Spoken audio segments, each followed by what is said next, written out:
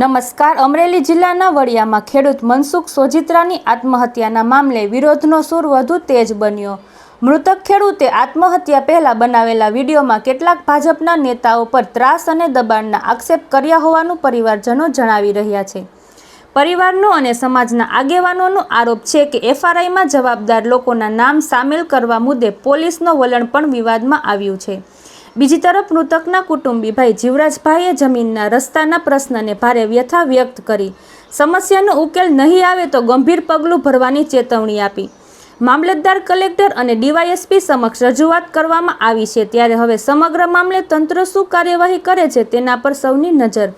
વધુ સમાચાર માટે જોડાયેલા રહો આરપી ગુજરાત ન્યૂઝ, રાજકોટ.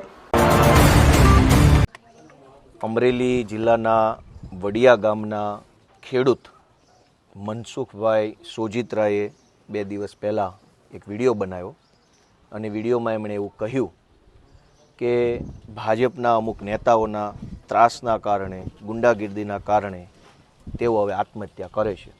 એમ કહી એમણે આત્મહત્યા કરી અને આજે તેઓ આપણી વચ્ચે નથી.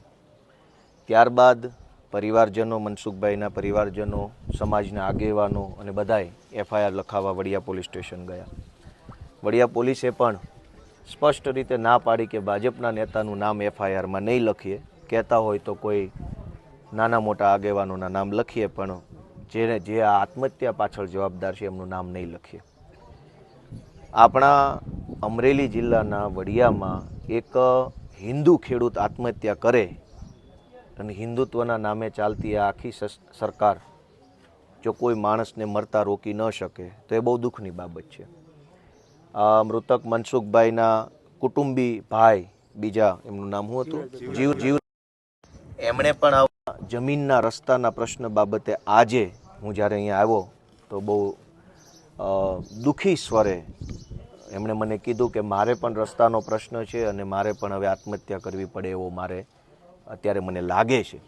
મેં એમને આશ્વાસન આપ્યું છે મામલતદારશ્રી સાથે રૂબરૂ રસ્તાના પ્રશ્નોમાં જે કાંઈ દાદાગીરી ભાજપના માણસો કરી રહ્યા છે એની સામે મામલતદારો, કલેક્ટરો, ડીવાયએસપીઓ આ બધા લોકો પણ સજાગ બની અને હિન્દુ ખેડૂતોને કંઈક મદદરૂપ બને એવી મેં આજે એમને જાણ કરી છે.